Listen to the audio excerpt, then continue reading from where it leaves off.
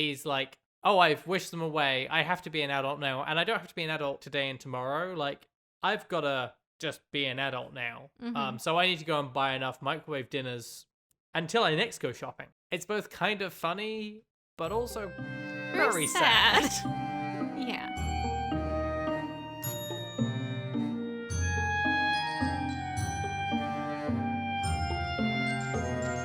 Hello, and welcome to Unramblings, a podcast about stories and storytelling. I'm Fayfix. And I'm Charlene. And this week we're doing our second seasonal episode of the season, and we're going to be talking about Home Alone. We just did a pre-ramble discussing holiday movies and the Santa Claus a little bit. So if you're a Patreon supporter, you can go and check that out there. Or if you're not, you can become a Patreon supporter, and that would be awesome. And then you can join in with our Discord conversations and chime in as people will be doing today. So we're obviously going to be spoiling all of Home Alone. I mean, spoiler warnings on this one seem a little gratuitous. I mean, there's not a huge amount of plot, and I feel like most people have seen this film at this point. But we will be spoiling it. If we have any other spoiler or content warnings, we will be throwing those in right here with us from the future. Hello! We have no spoiler warnings this time. Huzzah! And no content warnings. Yay! We made a happy episode. Well, a not content warning episode. Back to the past. Welcome back. So that brings us to the plot summary. As I say, this is a fairly simple plot. The McAllisters are about to go off to France for vacation. Their son, Kevin, who is 8, is being bullied by the family and thus being kind of a brat in response. Big fight happens, he gets shut in the attic. They leave without him in the morning and hijinks ensue while they're away and then trying to get back. 2 burglars attempt to rob their house, not burglarize. And Kevin defiantly fights them off and tricks them into getting trapped in a different house and calls the police. And then his family turn up. That's it. That's the whole movie, give or take. Yeah, pretty much. I mean, there's some nuance in there, but that's what the rest of the episode's for. Yes. So we talked in the pre-ramble a little bit about what makes a holiday movie, and there's a lot of different things, but there's a lot of tropes that you see across them. And one of the ones that comes up a lot is this sort of holiday wish, whether it be something simple like wishing for snow or whatnot. And you wake up the next morning and, oh my god, there's snow outside. And it's just a fun storytelling device that this is sort of an inversion of the innocence of that wish. And it's something that I had sort of like watching the movie a lot as a child and then thinking back to it. I remembered all of the like stuff with Marley and him defending the house from the burglars, and then everything else I completely forgot. It just went over my head as a child. Marley? Is that the neighbor? Old guy. The neighbor? Yeah. Yeah, so I'm in a weird position where, like, I'm sure I did see Home Alone at some point when I was a kid, but I really don't remember it, like, pretty much at all. Like, the vague memories I have of it from before watching this might as well just be from having, like, seen it referenced and stuff. So it was kind of like watching it the first time because I had no idea what was going to happen, or, yeah, I had just very, very little memory of it. So for me, like, that stuff is a lot more clear. It's not as surprising, except in that it's something I haven't seen. Does that make sense? Yeah. So it certainly hadn't really dawned on me as a child that, like, Kevin thinks he has just wished his family away. Yeah. He pretty doesn't. Sad, actually. Right. He doesn't really put together, like, you sort of expect him, and maybe that's unfair of an 8-year-old, to wake up the next morning and find the house empty and be like, oh my god, those fuckers went to France without me, and I'm just here by myself. He goes, oh, I made that wish last night that they'd all just go away, and now they're gone, and that's it. Mm-hmm. And I mean, that is set up for him by his mom, because in that fight, she's like, you'd be sad if we were gone, and he's like, no, I wouldn't, and she's like, well, then say that again, like, you wish that we were all gone, and maybe it will happen, and he does. So it's set up very much like the Freaky Friday or like various other things of that time where there's some sort of like weird magic thing that happens to a child that based on a thing that they said when they didn't mean it. Yeah, there's some of those weird slight voiceover moments as well that are like supposed to imply mysticism. Like the film almost sets it up for it to be magic, except that they're also showing you behind the curtain. Yeah, they're showing you how like the power went out and everyone overslept, and yeah, Kevin just didn't get woken up, and like the neighbor kid was there when the head count was happening, and so it was wrong. They thought they had enough kids, whatever. But so you get it. And also I appreciate that that's there because it does make the family seem less shitty. Like, it's not that they forgot him. It's that they thought they had him. And they had good reason to believe that. They delegated that task to someone old enough to do it. Like, but it's kind of a whole thing. Yeah, there's a lot of this movie that like requires some suspension of disbelief for like the ridiculous coincidence, but also just watching it in 2020 on the other end of a lot of the stranger danger stuff, on the other end of like, I mean, even they run into the airport and go through like they're going to catch a flight that leaves in 45 minutes, and it's just like, no, this is the other side of 9/11. That's not happening. You may as well just give up on that plan. Yeah. They get to the terminal and the doors close and things, and she's like, no, it's fine, let me get you back on the plane, here we go, just grab whatever seat you want. Doesn't look at their tickets. It's insane watching it from the point of view of like travel today. Someone in the chat has pointed out that they probably didn't think that would date the movie, and Yeah, that's fair. yeah, it's I wish that it hadn't. Yeah. But yeah, so they show you, the audience, that stuff, but they also show you that that isn't stuff that Kevin is aware of. And so, like, from his perspective, they've just disappeared and it's his fault. And, like, at first that makes him feel powerful and like he's got the house to himself. But then it slowly dawns on him over time that, oh no, that means that I have to do the laundry and the shopping and the defending of the house against burglars and everything, and I have to face my fear of the boiler in the basement. And he does all of this stuff admirably with a lot more competence than anyone in his family would have expected. Which is a little bit strange because like at the start he has a bit of a disconnect from the trip. Someone is like, have you packed your bag? He's like, oh my god, I've got to pack a bag. He hasn't thought this part through and then doesn't know how to pack a bag. It doesn't surprise me though, because it's set up pretty clearly by all the other interactions with his family that they don't think he can do anything, and so they don't let him do anything. And so he's never had a chance to know if he's competent at anything. And this is the thing that happens with kids a lot when you don't want to risk them screwing up. And so it makes sense to me that he knows a lot more than he thinks he knows. He knows a lot more than his family think that he knows. And he does know how to do things. Like when I was 8, I did laundry. Yeah. I didn't go to the store by myself, but if I had known where cash was, I probably could have handled that as well, But if you never get the chance, you don't necessarily know, if everyone's always doing it for you. So that's kind of interesting. But yeah, so with it all happening from his perspective, it makes it kind of sad at the beginning, like where in certain parts too, where you realize like he's really scared during a lot of parts of this movie and he's feeling very alone in a way that's kind of heartbreaking. And I don't think that I necessarily recognize that at the point in time I must have seen this as a kid. Like I don't remember that being a thing in the movie, that it was kind of sad. Yeah, there's so much of it that is like covered over with farce and silliness. Like the fact that his initial reaction to being alone is to go woohoo and to jump on the bed and eat popcorn and eat a crazy sundae and watch the movie he's not supposed to. His immediate reaction to them being gone is glad. Like he sits there and thinks back over those images of them saying really horrible things to him. Yeah. And he's like, yeah, that's great. Perfect.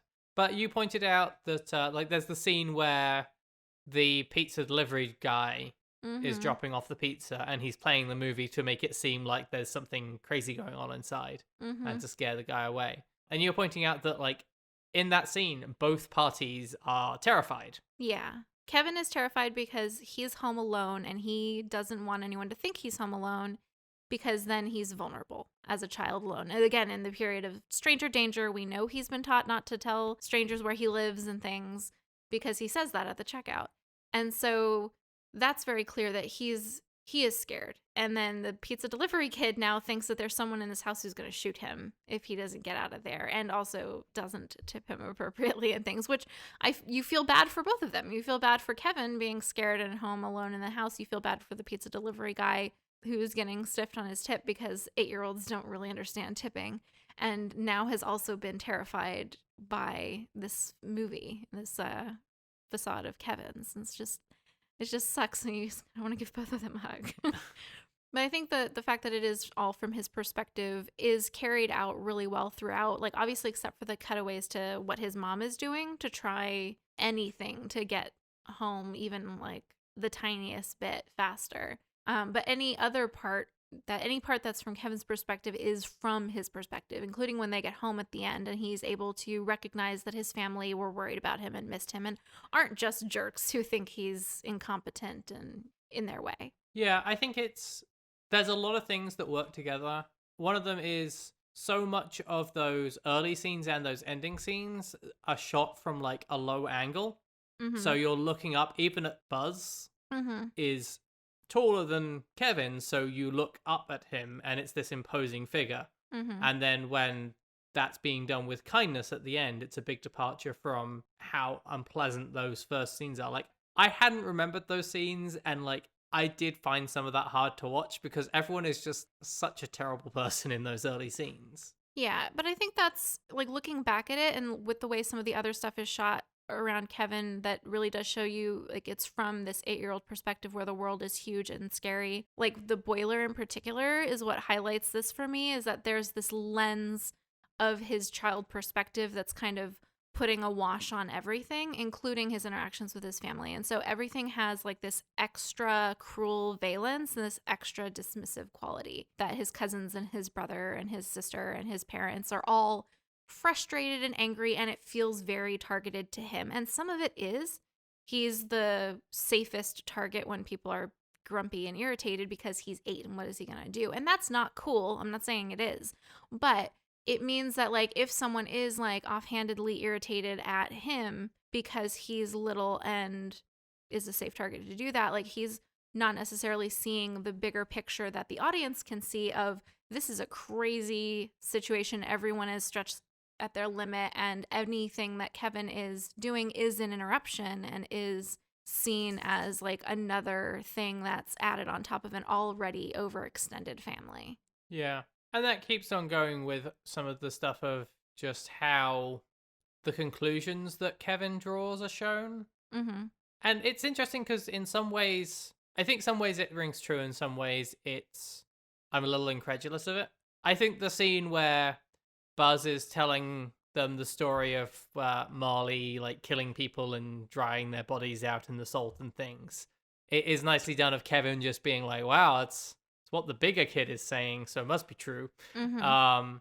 There's a bit of a logical leap for him working out that Harry and Marv are going to try and invade the house in some way. Yeah, that is a bit of a leap. That would be a bit of a leap in a film where it was a adult protagonist who understood everything. But I don't necessarily think it's clear that he thinks they're going to rob the house. We talked about this because I was like, that's a leap. But with the stranger danger thing and the fact that they follow him down the street in the van, as you pointed out, like I think that he may not necessarily understand the full nuance of that they're trying to rob the whole street, but he knows that they're bad news. Yeah. But there's just some like really charming little bits of seeing how he views the world, the little connections that he puts together. And I think the one that really hammered it home for me was he gets to the point where he is sad that his family is not there. He's scared because people are going to try and invade the house. And his reaction is, okay, I need to try and get them back. Well, I made a wish to get rid of them. How can I fix this? What higher power is there? Ah, Santa. And he goes and talks to Santa. And then on the way home, he thinks to check in at the church. Like his brain definitely goes, okay, who can fix things? First off, Santa. Second, I don't know, maybe God? It's worth a shot. It's like, yeah, he definitely changes his wish list to just be his family for Christmas and then decides maybe praying will help. I think one of the most adorable parts of that too is that he sleeps in his parents' bed. And that's a very like child comfort thing. I mean, that bed is also awesome. So. Yes, but it is also like a thing of like, you know, it's a place that kids do go when they're scared, and it makes them feel safe, and it makes him feel closer to them because there's the family picture there that he also like holds and kisses and tries to talk to a few times in the movie, which is part of what makes it so sad. But it also, in our chat, Drew is saying, yes, it is. It is a place that kids go when they're upset for comfort. I think he might have been saying it's an awesome bed. But... Oh, it is an awesome bed. I don't know which one he's talking about. Drew, which of us is right? Both. Oh, okay. Well, fair enough. Both. And as a parent, he would know. It is also where he, like, when he runs to hide after when the police knock on the door, like, he hides under the bed as well. So it's like that added level of... Yeah. But those things, like, it's very genuine to, like, a childish experience in a lot of ways. At least from what I can see outside of it as an adult, which is admittedly through my adultish lens. But But yeah, I think that you're right, and that's like another one of the many things that are done to really emphasize that this is from his point of view and to really seat you very firmly in that 8-year-old perspective. Yeah. I think the other big thing that's like you can't really ignore for this is it is a story of a kid being scared Mm-hmm. and in a scary situation. And you do get the reminder of that by his parents. And Mm-hmm. like to less of a degree, maybe just because the police don't take it terribly seriously. And like there's not much in the way of other avenues there. But she's like, I'm a terrible parent. Oh my God, my 8-year-old child is alone. It all works out very well at the end. But there is, for all of the Kevin stuff, so much slapstick and sort of cartoonish nature to it. Yeah, they're drawing very heavily on those cartoon tropes, which is a very serious influence, like you can spot a mile away. It's interesting because Marley is presented as this terrifying figure. And At I the remember as a beginning. child, Marley was scary. Mm-hmm. When he has the moment in the church where he's nice, that Mm-hmm. was a big thing for me as a kid. This is something I remember. But the burglars are always shown as kind of a joke. Mm-hmm. Right up until the end. The other part of this that I remember being like, to me was Joe Pesci's character like threatening to bite off his fingers. Ah. That was my reaction as a child. Maybe more so, I don't remember. But like that is one of the parts of the film that did stick in my mind. Also, the furnace was scary. But mostly they're a threat, but they're not a real threat. He's gonna one-up them, and it's never really doubted. He tricks them so much from the beginning. Mm-hmm. There's not necessarily a sense of real danger, Mm-hmm. which I think is helped from like Kevin's just bravado and like, are you going to come and get me? Sort of like taunting of them. Mm-hmm. But some of the ridiculousness of the scenes that do lead up to the end really do drive that home.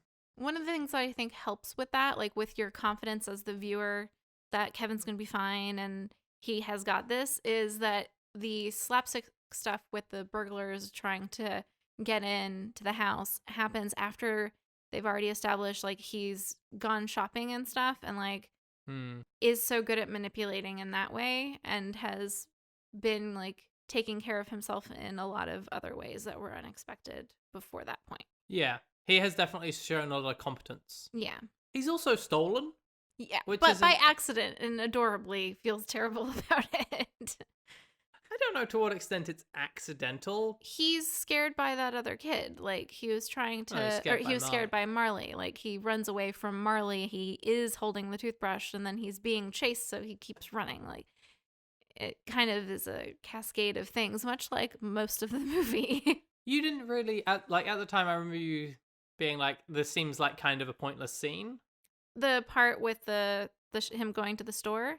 Yeah, and it did seem pointless at the time, but I think that might be the function of it, is to show that he is more competent than you think he is, so that it's less of a surprise when he sets up all the traps later. I think that's also an important component of it as well, is that you see him set up all of those traps, which is a part that you really appreciated being in the movie. Yeah, it's the you see that he has a plan, Mhm. and then it shows you all those bits of setup, so that you're going, okay, so how is this gonna like what? Why is there a fan with a load of feathers on it? And like, Yeah. what's this about? And things. It simultaneously establishes that there is, as you say, a plan that's thought out and like that he knows what he's doing, and also is foreshadowing of specific gags that are coming up. So then you can appreciate it and be like, oh, that's what that was for. Okay, one thing I will say about his plan though, and like the way that it goes off like perfectly, is that Joe Pesci's character just stands under the blowtorch while it is like lighting his hat and his head on fire for way too long. Like he's just standing there being burned and screaming for like far longer than makes any sort of sense. I mean, maybe it's shock. No, there's like, autonomic like pull away from hot thing like response. There are muscles in your body that react faster than your brain, and that's like right on his brain. Like there's no way he's just standing getting his head literally blowtorched for like 5 solid seconds. Like count it, like 5, like 1, 2, 3, 4, 5. Like imagine just Joe Pesci screaming with his head on fire that entire time, like motionless. Like it doesn't make any sense. I mean, that might actually be Joe Pesci's brand. Yeah. Or one of Joe Pesci's 2 brands. He's a very strange actor. Point being, that shook my suspension of disbelief. It was like, no. There's definitely a point in there where they should stop. Mm-hmm. Like, Oh, yeah, that too. I know that, like, particularly Joe Pesci's character is like, no, fuck this kid. We're gonna win. But, I mean, if you're Marv and you've Mhm. gone through the basement and then you're like, okay, I'm gonna go the other way, that's the point where it's like, no. You're already having to leave the building, go and get in the van, drive away, leave your friend to whatever it is he's doing. It's not in your best interest. Yeah, that also was hard to believe a little bit that like they're gonna keep going. It's just like no, at this point there are other houses on the street. Yeah, Joe Pesci's character is like, no, this is the best house. This is the house that's the whole reason we're in this neighborhood. And it's like no, not. It's too much. It's more trouble than it's worth. I just don't buy it. I Still mean, I funny guess though. that there's the aspect of then you have to be like, yeah, we did stop because of that 8-year-old. Yeah, it's the pride that masculine, toxic masculine pride. Yeah, it's very Looney Tunes. He's very Bugs Bunny. Kevin is Bugs Bunny, and they are Elmer Fudd. Like that is what is happening in this, and Daffy Duck. Like that's what's going on in this movie. Yeah. And I think that it's sort of driven home with the fact that there's really like no negative consequences shown at any point. For Kevin, Yeah. yeah, The only moment is when he gets caught in the other house. And then there's an adult there to save him. yeah. Well, and then Buzz is mad that he wrecked his room at the very end of the movie, and we don't actually get to see if there's anything that happens as a result of that. I mean, that's maybe a consequence, but it's definitely a consequence that's played for laughs. It is. And I would bet that if he was mad at Kevin about it, his parents would probably be unwilling for there to be a thing about it because they just left him alone for 3 days Yeah. and feel guilty. To be honest, if the only thing this kid did that was bad the whole time was fuck up your room. Yeah. They don't establish whether or not the tarantula gets found and put back in his terrarium, though. And I think it probably does at some point. Like, it's definitely off in the house somewhere. I think it runs back into Buzz's room after getting dropped on Marv's face. I definitely worry about the tarantula while watching the movie. Yeah. Like, there was a point when we had to pause the movie so Charlene could ask me if anything bad happened to the tarantula. I was like, no, it's fine. Yeah. They do set it up that something bad might happen, and I appreciate that they don't have it happen. Yeah. Oh, another thing that I wanted to point out as far as like influences and like things that are just paired really well for the tone of the movie is the influence of How the Grinch Stole Christmas in this film, because they set it up where like the robbers are standing like casing a house or whatever, like while Kevin is watching How the Grinch Stole Christmas. And then a lot of the time when the robbers are on screen, you hear music that I'm sure is very deliberately orchestrated to sound a lot like the soundtrack of the 1966 Grinch film. And I think that's very appropriate and it has to be intentional, especially given that you have that early scene where they're both on screen at the same time. Also, the music is composed by John Williams, who I don't think does things by accident when it comes to this sort of thing. But it's so appropriate because they are stealing everyone's stuff while they're on holiday for Christmas. They're basically being the Grinch. They're going to get home from their vacation and find that all of their stuff is gone. And they're also real assholes about the way that they're stealing. Like, in particular, Marv. Joe Pesci seems to do less, like, wanton destruction of people's houses, but he does some. But Marv is just breaking shit for no reason and then, like, flooding everyone's house as, like, a calling card. And so he's just adding, like, a whole lot of property damage and just being an ass, like in ways that don't actually materially benefit him, or like it's really weird and kind of screwed up. It's like stealing from people is not cool. I can understand getting into a point where you're desperate enough to do that and like might be able to convince yourself like, okay, these in a really wealthy neighborhood, these people have insurance, like they'll be fine. Again, not that that's okay, it's not. But the added, like, you don't have to flood their house and break all of their knickknacks. Yeah, I mean, Marv is doing, like, sentimental damage as well as the monetary stuff. I think it's an interesting pairing for them where Harry is more, like, vindictive on the personal level and more full of pride and about appearances, whereas Marv is, like, much more about the pleasure in just the act, if that makes sense. He reads as more angry at people for having more than him and just wanting to spit in their eye. Yeah. In a way that is shitty. You don't even know these people. They haven't done anything to you. Yeah. Going back for a second of like how this is through his lens, through Kevin's lens for a lot of it, I also found it very endearing, like the way that you can kind of see what he has absorbed about what it means to be responsible in an adult. because his family has disappeared as far as he knows. And so he's decided, okay, well, logically, then that means I have to take care of myself and I have to be the grown up. So what does that look like? And he's like clearly mimicking his dad's like morning shaving routine, including like slapping aftershave on his face and like pretending that it hurts because you would have just shaved and your skin would be sensitive and it stings. But he hasn't shaved, so it doesn't hurt. It's just cold. There's no reason for him to be going like, he's decided being an adult means scrubbing all of your crevices, including your belly button, which you never do, or he never does. Those kinds of things, buying laundry detergent. It's adorable because it's like the sort of hodgepodge of things that kids do kind of pick up on, and like it doesn't all make sense, and some of it is the sort of stuff you wouldn't even think that they would notice. Yeah, but he does. It's very cute. It's the scene at the checkout as well, where he's having the conversation with the woman there, and he's like reading the magazine and like being like, "Oh, I have a coupon for that." And yeah, how are these microwave dinners? Are they any good? It's a through line in the movie that you are seeing this like child perception of adult life in a very cute way. Yeah.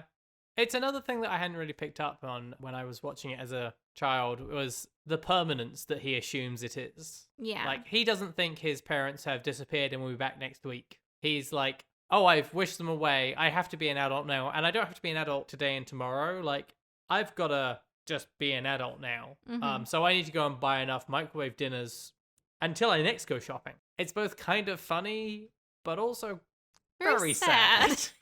Yeah, it is. It's like, well, what happens when you run out of the cash that you knew where to find in the house? Yeah. And you start running into some problems there.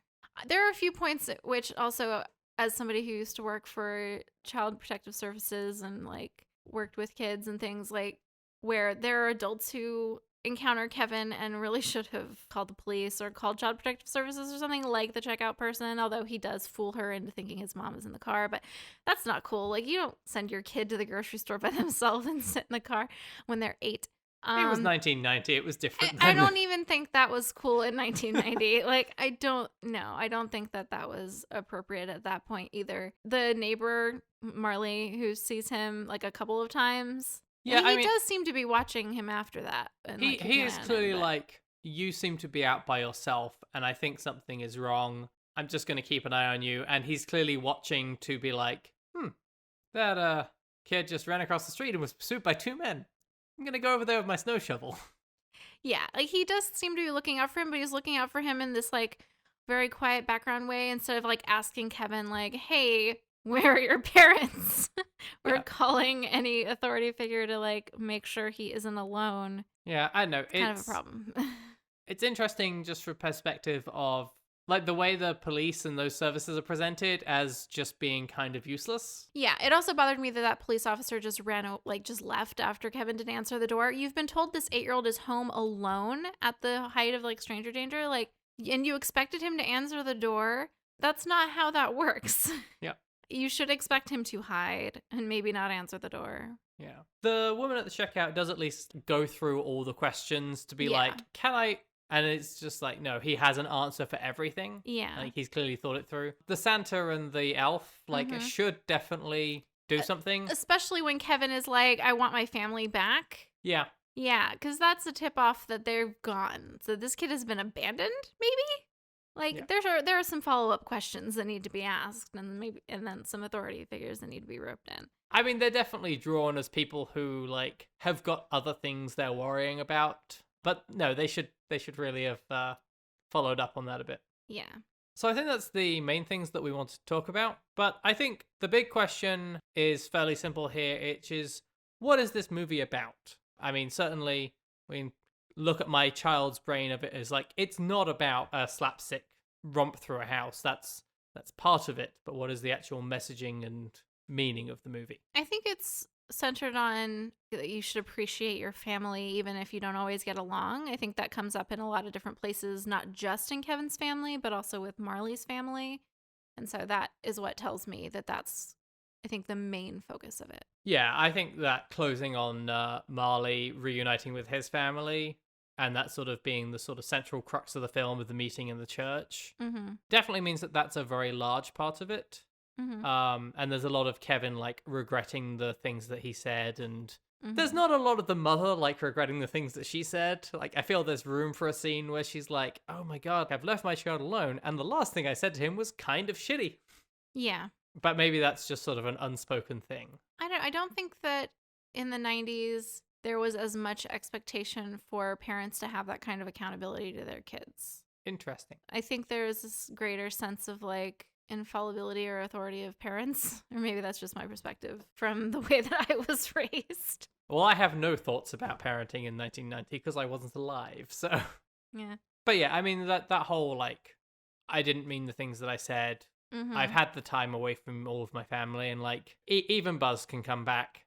And if you've got time, then I guess Frank can come back too. I mean, he's kind of an ass. But, I mean, there's also, I think, a parallel thing about facing your fears, which could be framed as, like, having to grow up and not be a child anymore.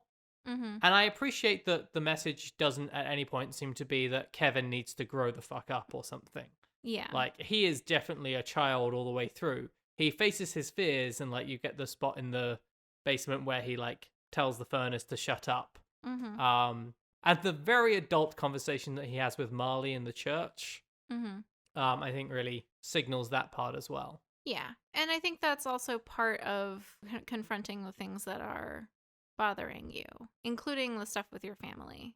It kind of does integrate them a little bit because Marley is afraid of the rejection of trying to reach back out to his family. But as Kevin points out, like, you're just agonizing about it now. Like, at least you'll know if you do try and talk to him. And the thing that I kept wanting to be said in that scene is, well, he's not talking to you now. So, like, nothing really changes. I mean, it does hurt. You know, it's the rejection, but you're not having that connection now, and you never will unless you give it a chance. Another part of that, like, reunion with his family at the end, though, is that at first he thinks his mom's the only one who's come back. At first, he's disappointed and he's upset. Not because he's not happy to see his mom, but because he's concerned and concluded that she was the only one who was able to come back, and he's never going to see the rest of his family again. And then he kind of rallies and is happy to see her. And so, like, the way it reads to me is that he is momentarily upset, and then he, I guess, like, decides to do, like, the adult thing and appreciate what he has, which is his mom, which is more than he had before. His mom doesn't say anything that disabuses him of that conclusion, because he asks where the others are, and she says, oh, they couldn't make it. They really wanted to, but they couldn't come. So we know as the audience that she means they couldn't get the same flight she got to come back earlier, but he doesn't know that. He thinks she's talking about whatever magic plane that they were transported to with his wish, and Santa only had enough power to bring mom back. And they all wanted to go, but they decided that she should go or something, you know? And so you have that, it's that same him deciding, well, I have to be the grown up, or I have to, like, live with this. I have to learn to move forward with what I have, and that's at least better than nobody is mom. Yeah. It was like the last really sad moment to me. It was like he's just decided he just has to come to terms with never seeing his dad or his siblings or his extended family ever again. It is odd how bleak the movie can read if you're looking at it from a certain angle. Like, when... I don't know to what extent other people have the, like, association of it just being, like, crazy slapstick, but I think that when you see it portrayed in popular culture, that's always the things that are remembered about it. So. Yeah, it's definitely what's referenced. It's what I think it is in the public consciousness. And when you're actually watching it and, like, looking closely at what he must think is happening, it's pretty heartbreaking. Yeah, I definitely was hesitant when we said we'd watch this to do an episode on it, because I was thinking, like, well, there's not really much story there. And there is, it's just not on the surface as much. Yeah, it's very subtle, and you will miss it if you're mostly watching for the slapstick and the silly physical comedy and stuff. If, in fact, you're an 8-year-old. Right, which I think a lot of kids do see that part. It's an interesting case of there being content that's more apparent to adults than, you know, that is going to be completely lost on most kids. Yeah. Did you have anything else you wanted to add on that? I don't think so. Well, did we answer your big question about, like, what is it about fear, recognizing the importance of family? Yeah, I think that sort of comes down to a solid answer. It's about the two things as one. Yeah, but I think it's more about appreciating your family, I even think if you that- don't like them and even if you don't get along all the time. I think facing your fears is sort of the vehicle for the appreciating your family. Maybe. I don't know. I still kind of see them as somewhat separate threads in the movie. It's interesting because he sort of comes to terms with a lot of the family stuff in that conversation with Marley. Yes. And he can't have that conversation with Marley until he can accept that Marley is just a man and say, yes, sure, you can sit with me. I mean, he doesn't say that. He nods because he's scared. But does that make sense? I suppose. And that is the scene where those two themes do kind of come together, because Marley's conversation with him on his side also is about being scared because he rejected his family and is afraid to try and reconnect with them. Yeah. Yeah. I guess part of Kevin's motivation that leads him to that scene is his fear at having lost his family. So that makes sense. Well, and he's also already determined he's going to face his fears. He has to be a grown-up, and like a grown-up wouldn't not let his neighbors sit next to him at church or whatever. Like, I think there's a part of him not running away from Marley in the church that is motivated by him deciding that he doesn't have the luxury of reacting childishly and fearfully in that way anymore. Yeah. So I think that's an answer to the big question. I think the bigger question is, how great would it be able to hire the Kevin McAllister cleaning service? Oh, yeah. Like, that is very crazy. I know you pointed that out at the end of the movie, that he makes the house spotless after the robbery shenanigans happen, and except Buzz's room. Except Buzz's room, which I understand. I mean, that was a very high set of shelves that he broke. Like, I would struggle to believe that he could fix those and put everything back the way it was supposed to be. I mean, he does do a lot. It's also odd that the one thing that he misses is Harry's tooth. Yeah, that is weird. I think that we'll let that slide on a storytelling thing. I do kind of wonder, like, what the next week in this household looks like. Yeah. Because, like, Kevin has done a lot. Like, he has gone and got a Christmas tree. He's cut one down from the garden. Amazing. Impressive. Like, you come home and you didn't decorate for Christmas, and your 8-year-old child has cut down a tree and decorated for Christmas. Amazing. A very small tree. A him-sized tree. Right. Well, I mean, it looks good in the room. It's good proportion. I mean, he's celebrating by himself. He's the only person in the family that still exists, so he doesn't need a big tree. But adorably puts up all the stockings. He does put up all the stockings. It's just sad. It's so sad. But, like, there's this level of things that people are going to discover as time goes on. The tar on the basement stairs is and nail that comes to mind. There's some stuff that I totally believe he cleaned up, like the toy cars. I'm sure he's had to clean up his toy cars lots of times. Well, it's one of the things is at the start of the film, it's set up as a Chekhov's toy car with his dad being like, you need to clean those toy cars up. Your aunt almost broke her neck on them. I forgot about that. Yeah. But yeah, so like, yeah, we know he can clean up his toy cars and like the ornaments he put on the floor or whatever. He can probably sweep up the glass, etc. But the tar and the nail on the stairs, the ice, when his mom comes home, like literally my first thought was better watch it on those stairs, because that was the day before that he iced those down. There's no way that those aren't really slick still. Well, maybe Marley fixed that for him. Yeah. He's got the bucket of salt that he drags around. So. Yeah, maybe.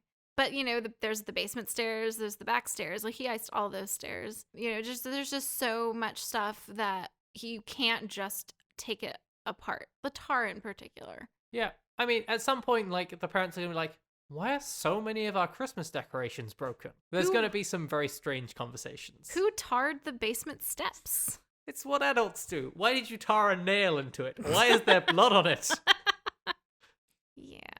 But otherwise, he does a great job. Yeah, he does a good job in the public areas of the house. Yeah. The stuff that's going to be seen immediately and in the end scene. Do you have any fun facts? No, because again, I hadn't really seen this movie. Oh. I have a couple of silly ones. Okay. Macaulay Culkin obviously took a roundabout place to where he is now. He seems to be doing entertainment work again. But he did a couple of years ago legally change his middle name to Macaulay Culkin. Interesting. So his legal name is Macaulay Culkin. Fun. And we found that in, I think, 2018, they did a ad for Google Assistant. Yes, that's pretty great. Where grown-up Macaulay Culkin reprises his role as Kevin and reenacts several of the scenes, but with Google Assistant lines in there. Mm-hmm. It's pretty great. We'll drop a link in the show note. Don't buy Google Assistant. They're not a sponsor. But do go and watch that ad because it's amazing. Yeah, it is worth watching. Sam is pointing out in the chat that Catherine O'Hara plays the mom, and is in A Mighty Wind and lots of other things. Yes, Catherine O'Hara is an interesting actress just for me and Charlene for the last month and a half. Mm-hmm. Because she's in, I think, Addams Family 2 in a fairly small role. Mm-hmm. And I was like, oh, that's that actress. And Charlene didn't know who I was talking about. And now she just keeps cropping up in random places and things that we're watching. She was also in Beetlejuice. Yes, I do remember her in Beetlejuice.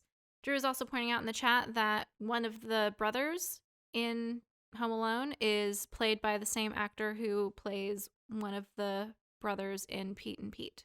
The Adventures of Pete and Pete, Mike Morona. I have no idea what any of that means. So, The Adventures of Pete and Pete was a television show that ran on Nickelodeon when I was teenager, child.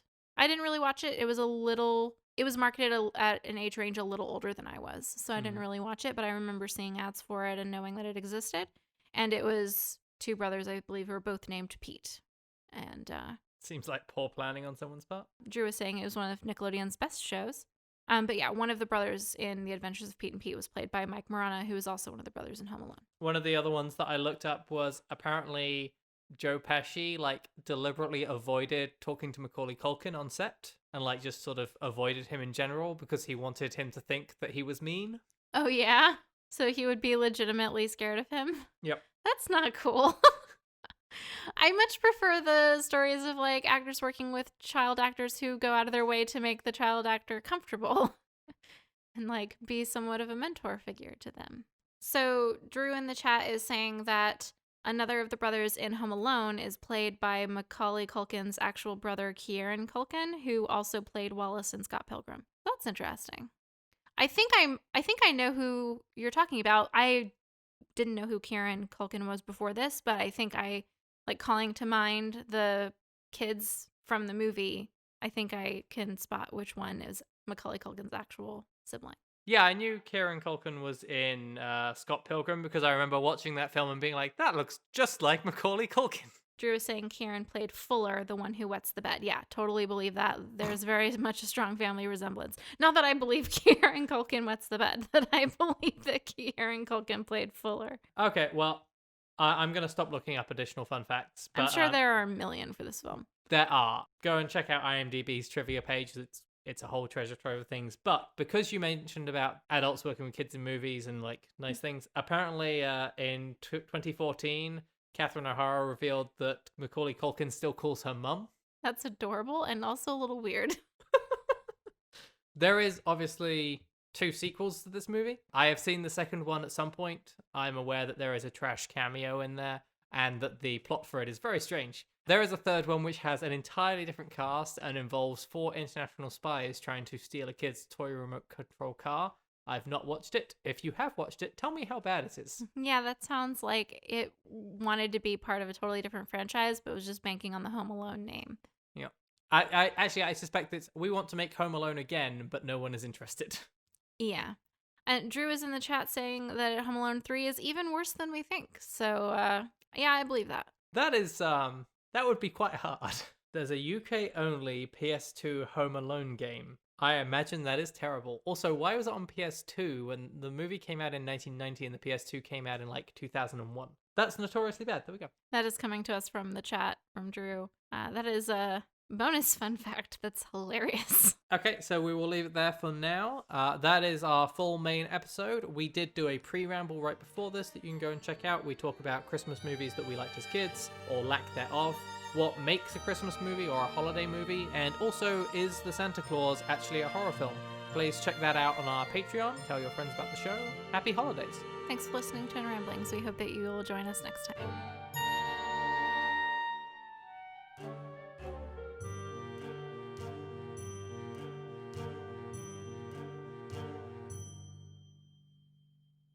So I think that's a good question. I think that's a good question to the big answer. But the bigger answer, no.